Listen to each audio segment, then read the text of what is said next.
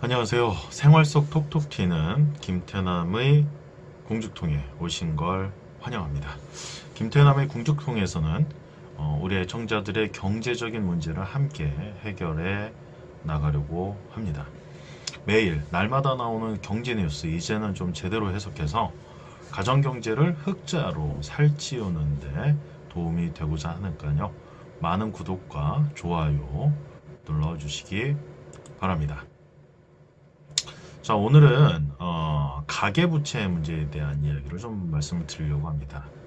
오늘의 주제, 가계부채 1500조 육박하는 빚 탈출을 위한 재무설계는 이렇게 해야 라는 주제입니다.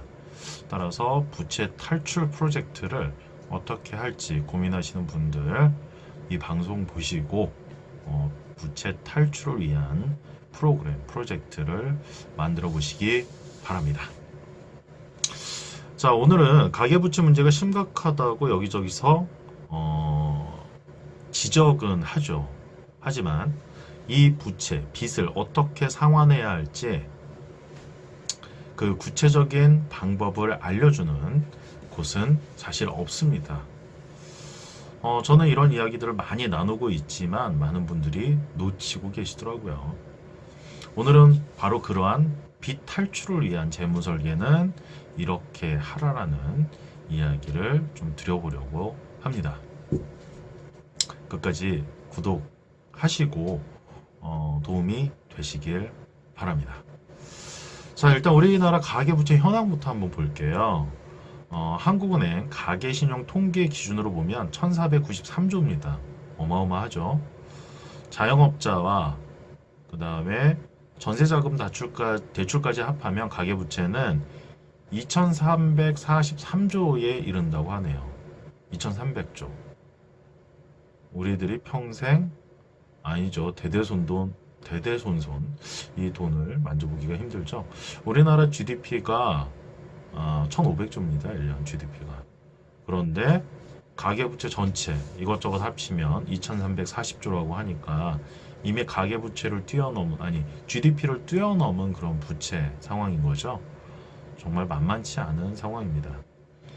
최근 국감 자료에 보면은요, 국민 10명 중에 4명이 1인당 8천만 원에 달하는 가계부채를 갖고 있다고 하네요.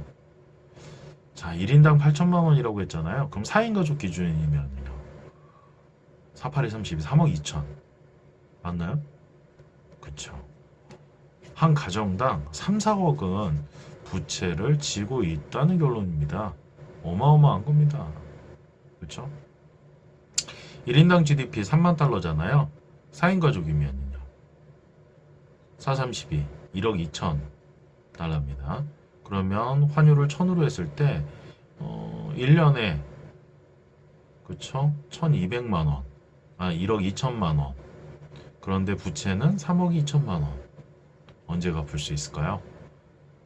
그리고 1인당 GDP 3만 달러인데 4인 가족 기준으로 했을 때 1억 2천 나온다고 하는데 우리들 각 가정이 1억 2천 정도의 연봉을 받고 있는지 한번 생각해 보면 이 숫자가 어떻게 나오는지 금방 느끼실 겁니다. 그리고 해당 국감 자료를 보니까요, 담보 건수별 주택담보대출 현황입니다. 주거 관련한 부채만 봤을 때는요, 2018년 올해 6월 말 현재 우리나라 국민의 37%인 1903만 명이 가계빚을 지고 있다고 하네요. 1903만 명. 지금 직장인들 수, 국세청이 신고하고 있는 직장인들 수가요, 1950만 명입니다. 그런데 우리나라 국민의 37%인 1903만 명이 가계부채를 안고 있다는 이야기는 대부분의 직장인들이 부채를 지고 있다는 거죠. 이런 상황에서 한국의 경제 위기가 진짜 심화되면 온 국민은 어떻게 될까요? 참 만만치 않은 상황입니다. 1년 전 대비 부채 총액이 5.3% 증가한 77조 원이었고요. 1인당 부채는 3.3%에 달하는 260만 원이 증가를 했습니다. 사실 작은 거 아닙니다. 그러니까 매년 부채가 늘어나고 있다는 거죠. 매년 부채가 줄어야 되는데 국민들은 매년 개인의 부채는 늘어나고 있다는 겁니다. 아시겠지만 기업의 내부 유보, 현금성 내부 유보는 점점 늘어가고 있는데 기업은 현금이 더 많아지는데 개인은 현금이 줄어들고 부채만 늘어나는, 안타깝습니다. 가계 부채의 규모, 이거는 당연히 걱정이고요. 더 큰 문제는 이렇게 부채의 추세입니다. 부채의 증가 추세가 계속되고 있다는 점이 사실은 심각한 문제인데요. 자, 그렇다면 어떤 빚부터 갚아야 될지 한번 생각을 해보자고요. 가계부채 문제가 심각하다고 사실 지적은 하지만 이 부채를 어떻게 상환해서 줄여나가야 할지 그 구체적인 방법들은 잘 알려주고 있는 곳이 없습니다. 빚을 갚아야 된다는 거 저부터 포함해서 누구나 알고 있는 문제죠. 하지만 신용카드에서 받은 카드론 이거 1년 동안 갚는데도 쉽지 않습니다. 그러나 결코 쉽게 갚을 수 없는 게 빚이기도 하다는 거죠.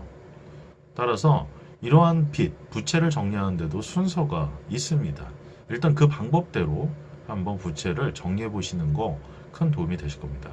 우선 부채의 종류부터 살펴볼 텐데요. 먼저 각종 대출과 비대출로 구분을 할 수가 있겠습니다. 비대출에는 개인적인 차용이나 전세보증금이 포함이 돼요. 대출에는 신용대출과 담보대출이 당연히 있죠. 그리고 신용대출에는 많은 분들이 쓰시고 있는 마이너스 대출, 그 다음에 자녀가 대학을 다니시는 분들은 학자금 대출, 그리고 카드론이나 현금 서비스가 있습니다.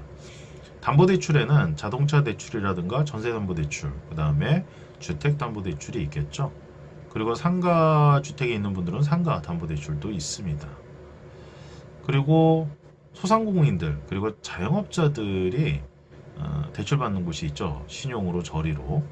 바로 신용보증기금이나 신용보증재단, 그리고 기술보증기금에서 사업자 대출을 빌릴 수가 있습니다. 이거 신용대출인데요. 저리의 신용대출입니다. 하지만 문제는 다 같이 빌린 돈이잖아요. 그런데 뭐부터 갚아야 될지 다 똑같은 거 아니야 이렇게 생각하실 수가 있는데 순서가 있습니다. 먼저 신용대출을 갚으셔야 되고요. 마지막에는 담보대출을 갚으셔야 됩니다. 일단 신용대출은 정년 퇴직할 때까지 갚아야 합니다. 그리고 담보대출은 공적연금이 개시되는 시점까지, 지금 최대한 늦췄을 때 갚아야 되고요. 보통의 공적연금, 국민연금 같은 경우는 보통 한 만 65세부터 받잖아요. 그러니까 그 전까지는 주택담보대출은 완전히 갚으셔야 될 겁니다. 왜냐하면 연금을 받아서 대출이자, 대출 원리금을 갚을 수는 없지 않습니까? 그렇죠? 그리고 얼마나 되지도 않는데 지금 은퇴 생활을 해야 되는데, 그리고 우리 국민들이 갖고 있는 노후 상품 중에 거의 유일한 게 국민연금인데 국민연금도 많은 분들이 들고 있진 않아요. 그게 문제이긴 하죠. 그리고 결론적으로는 전혀 일을 할 수 없는 은퇴 시점인 75세 이전까지는 모든 대출을, 모든 빚을 정리를 해야 합니다. 그때까지 만약에 빚이 남아있다, 대출이 남아있다면 이거는 자신만의 문제가 아니라 자녀한테 넘어가거든요. 이것만큼 막아야 되는 거 아닙니까? 돈을 줄 수는 없어도 자녀한테 부채를 넘길 수는 없잖아요. 그렇죠? 어떻게 되냐? 만약에 자녀한테 부채가 넘어가면 어떻게 되냐? 가난이 되물림 되는 거죠. 되물림 되는 겁니다. 이건 막아야 되지 않겠어요? 최소한 부모라면. 자, 그리고 신용대출은 큰 금액부터 갚을까요? 작은 금액부터 갚을까요? 많은 분들이 당연히 큰 금액, 아닙니다. 작은 것부터 큰 것 순으로 갚아 나가야 됩니다. 통상 이자가 높고 금액이 큰 것을 갚다가 보면은 시간이 너무 오래 걸려서 중도에 포기하게 되죠. 많은 분들이 그 신용회복, 개인 신용회복에 5년간 도전했다 대부분 실패하는 케이스가 또한 이와 유사하기도 합니다. 그리고 결국은 파산으로 넘어가기도 하죠. 금액이 가장 작은 대출을 갚으면 일단 성공을 하게 되고, 그러한 성공 경험으로 인해서 자신감이 생겨서 그 다음에 부채들을 두 번째, 세 번째 부채를 갚아나갈 힘이 생기게 되고 실제로 상환을 하게 됩니다. 이런 효과를 뭐 눈덩이 효과라고 하기도 한다네요. 그리고 신용대출을 다 정리하고 나면 그 다음에 해야 되는 게 이제 담보대출이라고 할 수 있겠죠. 담보대출은 천천히 하지만 국민연금이나 공적연금이 개시되기 전까지는 마무리해야 된다는 말씀을 다시 한번 더 합니다. 이렇게 계획을 세우면 대출 상환이 쉬워 보이죠. 하지만 현실은 정말 어렵습니다. 단돈 200만 원을 카드론 또는 현금 서비스로 빌렸다. 그거 갚는데 기간이 얼마나 걸릴까요? 200만 원이고 내 소득이 월 200이야. 그럼 한 두 달이면 카드론이나 현금 서비스 200만 원 갚을 수 있다고 생각하시죠? 1년 이상 걸립니다. 그 2, 300만 원이. 참 정말 쉽지 않죠. 미국 통계에 의하면요. 학자금 대출을 받고 20년이 지날 때까지 원금을 상환한 비율이요. 38%밖에 안 된답니다. 학자금 대출 받아서 대학 다닐 때. 와, 어마어마하죠? 20년 동안 갚은 사람이 38%밖에 안 된대요. 와, 이러면은 그 직장인들 어떻게 해요? 우리나라도 이것과 별반 다르지 않습니다. 그만큼 돈을 빌리기는 쉽지만 갚기는 어렵다는 거죠. 가장 좋은 거는요, 대출을 처음부터 받지 않는 것이고요. 만약에 빌린다면 갚을 수 있는 범위 내에서 빌려야 합니다. 이러려면 사실 욕심, 갖고 있는 욕심, 그리고 또 하나는 그 분위기에 휩쓸려가지 않는 그런 마인드를 갖는 게 좋다고 생각이 들고요. 이렇게 여의치 않은 상태에서는 상환 계획을 철저하게 세우고 빌려야 될 겁니다. 하지만 집을 구입한다든가 자동차를 산다든가 가족 중에 어떤 질병이나 사고로 병원비가 많이 들어가서 대출이 필요할 때는 상황이 급박해서 이것저것 생각할 여력이 없죠. 그리고 대출 회사, 그리고 카드 회사의 공격적인 마케팅도 대출이 점점 커지는 요인이기도 합니다. 따라서 구체적으로 대출을 상환하는 프로세스를 좀 알려드리자면 하나하나 한번 실습을 해보시기 바랍니다. 대출을 정리하는 3단계입니다. 첫 번째 단계는 빚을 갚겠다는 어떤 절박하고 간절한 목표를 혼자 세우는 게 아니라 가족들과 같이 세워보는 겁니다. 이게 가장 중요하죠. 왜냐면 내가 부채가 있는데 나만 알고 있어. 그럼 나 혼자 죽을 것처럼 힘들거든요. 합심해서 풀어나가자는 그런 뜻이겠죠. 그러면서 기간과 금액을 가지고 상환 목표를 좀 더 구체적으로 만들어 볼 필요가 있겠습니다. 목표 없는 저축은 종이 조각과 같다고 하고요. 더 이상의 추가 대출을 받지 않는다는 그런 각오로 새롭게 할 필요가 있겠습니다. 또한 중간에 혹시 질병이나 사고로 인해서 추가 대출을 받는 경우가 있습니다. 따라서 보험 가입 상황을 체크를 해두는 게 필요하겠죠. 사실 이럴 때 보험이 필요합니다. 최소한의 의료비라도 준비해둬야 차질이 없기 때문이죠. 그 다음에 이제 대출을 정리하는 상환하는 프로세스 2단계를 좀 보자면요. 신용대출과 담보대출을 포함한 모든 대출 종류와 금액, 이자율을 한 장에 정리하는 겁니다. 맨 우측에는 상환 완료 시 체크할 수 있는 칸을 반드시 만들어 둬야 되고요. 바로 부채 리스트를 작성하는 겁니다. 이 리스트는 집에서 제일 눈에 잘 띄는 곳에 붙여놓으면 효과가 크겠죠. 상환을 마지막까지 하고 나면 붉은색으로 X표를 확실히 긋고 두 번째 대출을 정리하는데 공격을 해야 되겠죠. 하지만 주택담보대출은 노후자금이나 자녀 결혼자금과 같이 우선적으로 준비해야 되는 어떤 목돈을 마련한 이후에 가장 마지막에 상환을 할 필요가 있겠습니다. 이것은 왜 그러냐면 사실 주택담보대출은 저리의 담보대출이기 때문에 그렇게 크지 않잖아요. 물론 이제부터는 원금을 같이 갚아 나가야 되기 때문에 부담이 되지만 자녀 결혼자금도 중간에 필요할 때가 있습니다. 따라서 그 부분 때문에 이 부분은 소득이 많지 않다면 마지막에 상환하는 게 좋을 거라고 판단이 됩니다. 그리고 3단계로는 첫 번째 대출을 갚기 위해서 저축을 시작해야 되고요. 바로 저축을 하는 방법이 있습니다. 일단은 첫 번째는 소비를 줄여서 저축을 하는 방법이 있고요. 두 번째는 자동차나 운동기구와 같이 돈이 되는 자산들을 좀 팔아서 저축하는 방법이 있습니다. 따라 세 번째는 추가로 일을 더하는 거죠. 소비를 줄이는 방법은 신용카드를 자르고 체크카드로 생활을 해보는 방법도 있고요. 그 다음에 생활비 예산도 정해보고 현금 출납장도 사용해보고 외식하지 않고 집밥을 먹는 거를 하는 거죠. 외식비도 꽤 많이 나가니까요. 이렇게 소비 습관 때문에 저축하기 어려운 부분들이 많이 있습니다. 그래서 이런 부분들 한번 정리해 보는 거 좋을 것 같고요. 제가 우리 애청자들한테 추천드리는 거는 월급 통장과 소비 통장을 두 개를 만듭니다. CMA 통장으로. 그래서 월급을 받으면 그 달의 생활비, 신용카드 등등 생활비 모든 걸 포함한 저축을 뺀 모든 지출은 소비 통장으로 보내는 겁니다. 따라서 월 생활비, 내가 매월 200만 원씩 쓴다. 그러면 200만 원을 매달 자동이체를 걸어놓는 거죠. 소비 통장으로. 그리고 월급 통장에는 100만 원이 남겠죠? 월급이 300만 원이면 그러면 매달 100만 원씩 저축이 되는 거고 매달 나는 생활비를 200만 원씩 쓰는 거죠. 가계부를 쓰지 않더라도 200만 원만 뭐 한 달 내내 다 쓰면 되니까요. 그렇게 해서 시스템적으로 저축을 하는 아주 쉬운 방법도 있습니다. 이런 부분들 한번 챙겨보시고요.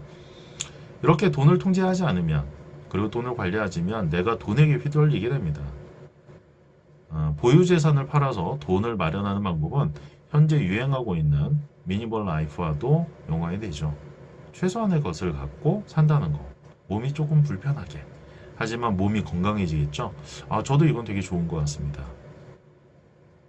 집도 어떤 환경도 깔끔해지고 빚도 갚을 수 있는 어떤 일석이조 효과가 있겠죠.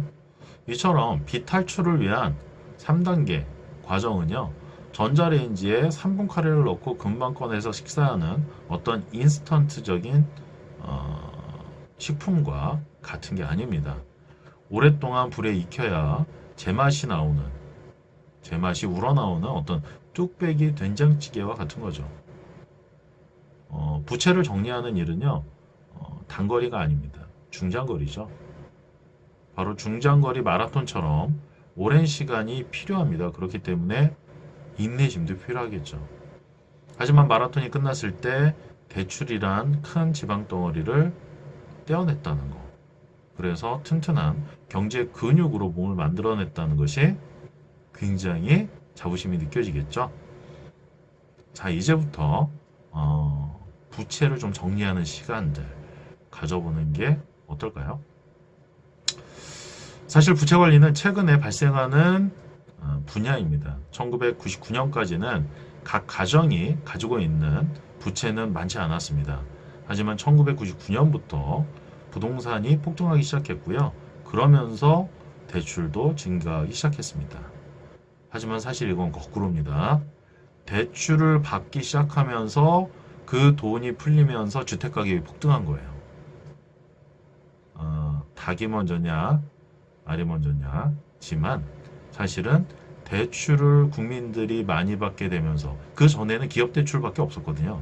그런데 가계부채가 점점 폭등하기 시작하면서부터 돈이 시중에 많이 풀리면서 부동산 가격이 폭등하기 시작한 게 사실 맞습니다. 한마디로 부동산 가격 폭등은 사람들의 부채에 의해서 일어나는 현상이고요. 앞으로도 그럴 겁니다. 문제는 대출 금액은 커지는데 그만큼 소득이 따라가지 못하고 있다는 겁니다. 하필이면 이게 IMF와 1997년 IMF가 터지면서 1998년 이후에 비정규직이 만들어지면서 정규직보다 월급이 반토막난 비정규직이 점점 많이 진출하고 지금은 비정규직이 한 반 정도 돼요. 직장인들의. 이렇게 되다 보니까 소득은 반토막이 나는데 부채는 점점 많아지는 상황입니다. 이러면 우리 국민들 뭐 힘든 건 당연한 거 아니겠습니까? 하지만 기업은 1997년 이후부터 잘 살기 시작했습니다. 국민 세금으로요. 그리고 그 모든 이익은 본인들만 가져갑니다. 그리고 기업은 기업의 오너를 위해서만 일을 하기 시작하죠. 안타까운 상황입니다. 하지만 이거는 반드시 개인의 재무 설계를 성공으로 이끌기 위해서라도 사회도 바꾸고 개인의 재무 설계로 성공도 시켜야 되는 상황입니다. 이런 상황에서 부채 관리, 대출 관리는 선택이 아니라 필수 코스가 되어버린 거죠. 부채 관리를 하기 위해서는 첫 번째 해야 되는 게 월급 통장을 마이너스 통장에서 탈출시키는 겁니다. 많은 분들이 마이너스 통장을 월급 통장과 연결시켜 놨는데 8% 대출금리가 적용되는 마이너스 통장에 월급을 넣고 거기서 돈을 빼서 저축을 해요. 3%짜리 적금을. 말도 안 되는 거죠. 빚내서 저축한다. 이게 이게 무슨 헛소리입니까? 8% 빚내서 3% 적금을 드는 것은 아무 의미가 없는 말입니다. 비상금이 없어서 그런지 많은 직장인들이 이렇게 마이너스 통장을 월급 통장과 겸용을 하고 있습니다. 바로 이것부터 정리해야 되겠죠. 따라서 마이너스 통장과 연결된 월급 통장을 끊어버리고 월급 통장을 증권사 CMA로 바꿔야 됩니다. 월급 통장은 저축 통장으로 만들고요. 소비 통장도 증권사 CMA를 통장으로 만들어서 1.5% 예금 금리 수준 정도 금리도 누리면서 수시 입출금 지출을 하는 거죠. 바로 이것을 이렇게 만들어야 부채 관리에 들어갈 수가 있고요. 뭔가 여유자금이 만들어지게 됩니다. 그러면 먼저 여유자금이 종잣돈이 만들어지게 되면 이것부터 작은 부채부터 정리를 해버리는 거죠. 이때는 꼭 필요한 보험만 남겨두고 나머지는 정리할 필요가 있겠습니다.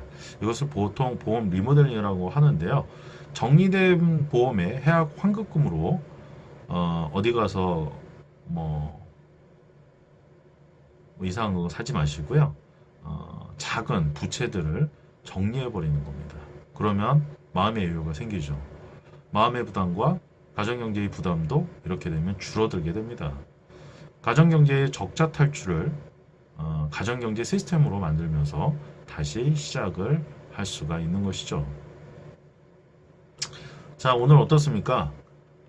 부채 관련된 이야기. 즉 가계부채가 1,500조에 육박하고 있고 전세 보증금까지 합하면 약 한 2,400조까지도 부채가 된다고 하니까요. 전체 우리나라 1년 GDP가 1,500조에 불과한데 우리 가계부채는 2,300조에서 2,400조까지 지금 되고 있다는 거죠. 이건 나라 망합니다. 이런 식으로 되면. 따라서 나라가 망하는 게 아니죠. 사실 국민이 망해버립니다. 국민이 나라인데 그렇기 때문에 제가 나라가 망한다고 말씀을 드린 거고요. 따라서 개인들은 부채를 좀 정리해 들어갈 필요가 있습니다. 하지만 자본주의에서는 부채가 많아야 그 나라 그 시대가 발전을 하더라고요. 하지만 개인은 죽어나가는 거죠. 따라서 우리들은 우리 입장에서 먼저 좀 생각을 해볼 필요가 있겠습니다. 즉 가계부채 1,500조 또는 2,400조에 육박한 이러한 빚 탈출을 위한 어떤 재무 설계를 좀 말씀을 드렸고요. 반드시 우리 애청자들, 우리 시민들은 이것을 해내야 될 것 같습니다. 자, 다음은 PPL을 한 2가지 좀 말씀드릴게요. 바로 고용 불안에 시달리는 부분을 조금 덜어내고자 고용과 관련된 이야기 말씀드리겠습니다. 바로 서울건설기능학교에 대한 소개인데요. 직장에서 잘렸거나 실직 상태에 놓여 있는 분들께 큰 도움이 됩니다. 이제는 이러한 기술과 기능을 배워서 소득을 향상시키는 재취업 자리를 알아보는 게 좋겠죠. 많은 분들이 명퇴당한 이후에 자영업에 진출하면서 8, 90%는 망하잖아요. 망하는 게 문제가 아니라 그동안 모았던 목돈들 다 날리고 빚을 더 떠안게 되는 거예요. 50대 후반 또는 60대 초반에. 이런 미래가 없어요. 완전히 극빈층으로 전락을 합니다. 따라서 그 평생 모은 목돈도 지키고, 그렇죠? 그리고 매월 소득도 만들어내기 위한 이러한 기술과 기능을 배워가는 거 어떨까요? 서울건설기능학교는요, 목공, 배관, 그리고 용접에 대한 강의 과정이 있습니다. 교육은 1개월씩 최대 3개월까지 각각 다 들을 수가 있고요. 수업도 듣고 시험도 보고 자격도 딸 수가 있습니다. 그리고 굉장히 중요한 포인트인데, 서울건설기능학교에서는 건설 쪽 일을 소개해 주기도 합니다. 무료로 말이죠. 이게 가장 중요한 포인트겠죠. 우리 애청자들 중에 현재 실직 상태에 놓여 있거나 앞으로 건설 쪽 일을 해보고 싶은 분들께 추천을 드립니다. 그리고 반드시 각 지역에 있는 노동조합 산하 건설 기능학교에 문을 두드려 보시기 바랍니다. 서울의 경우에는 서울 건설 기능학교고요. 정말 큰 도움이 되실 겁니다. 다음은 우리 애청자들께 도움이 될 만한 투자 아이템을 PPL로 또 소개해 드립니다. 평생소득, 평생 월급 만들 때 도움이 되는 아이템이고요. 매월 저작권료가 발생해서 추가소득을 받는 아이템입니다. 문화생활도 즐기고 수익도 챙기는 일석이조의 아이템이죠. 바로 아트테크, 미술작품 대테크가 그건데요. 국내에 있는 아트센터를 통해서 직접 구입하기 때문에 합법적이고요. 투자의 최소 금액은 1,000만 원부터 시작하기 때문에 누구나 할 수가 있습니다. 기간도 1년이라 부담이 없고요. 작품을 구입하면서 저작권이 넘어오기 때문에 매달 저작권료가 발생해서 추가 소득을 받습니다. 이로 인해서 노후 생활에 보탬도 되고요. 재산 증식에도 큰 도움이 됩니다. 시중은행 예금과 좀 비교를 해보자면, 시중은행 예금에 1,000만 원을 넣었을 경우 1년 뒤에 받는 이자가 대략 한 12만 원 정도죠. 이것을 대체해서 미술작품 재테크를 활용하면 1년에 12번에 걸쳐서 저작권료를 받게 되는데요. 최근 사례를 보면 같은 1,000만 원을 넣었을 때 미술작품 재테크를 활용해서 첫 달에는 한 7에서 한 8만 원 내외의 저작권료를 받고 있고요. 둘째 달부터 마지막 달 12일차까지는 매달 8에서 10만 원 내외에서 저작권료를 받고 있습니다. 미술작품은 실물 자산입니다. 그렇기 때문에 작품 가격의 변동성으로 인해서 저작권료 금액이 달라질 수 있다는 거, 이거 정확하게 인지하시고 활용해 보시고요. 종잣돈이 크지 않아도 됩니다. 그렇기 때문에 누구나 활용할 수 있죠. 우리 애청자들과 시민들께 도움이 될 것 같아서 소개를 좀 드려봤고요. 이와 관련해서 궁금한 분들이 계시거나 재무상담 문의하실 때는 제가 운영하는 다음 카페가 있습니다. 다음 카페 김태남의 궁죽통입니다. 가입하셔서 문의 남겨주시면 되고요. 다음 카페 김태남의 궁죽통에 들어오셔서 회원가입하시고 우수회원을 꼭 요청하시고요. 그래야만 국내 투자상품 소개란 들어가실 수가 있고 그곳에 문의도 남기실 수가 있습니다. 그리고 다음 카페에 제 연락처도 있는데요. 연락처를 통해서 문의 남기실 때는 반드시 문자로 문의를 남겨주시고요. 연락처는 여기서도 한 번 더 말씀드릴게요. 010-2732-0233입니다. 문의를 문자로 남기실 때는 성함, 현재 상황, 그리고 저축과 투자의 비중을 어떻게 할 건지, 하고 싶은지를 적어서 보내주시면 양질의 상담 진행이 가능합니다. 자, 이제 다 끝났네요. 오늘 방송 어떠셨나요? 유익하셨나요? 유익하고 좋으셨다면 좋아요와 구독, 그리고 알림 기능까지 눌러주시기 바랍니다. 다음 시간에 더 좋은 내용, 더 알찬 내용 준비해서 찾아오겠습니다. 오늘은 여기까지입니다. 이만 안녕.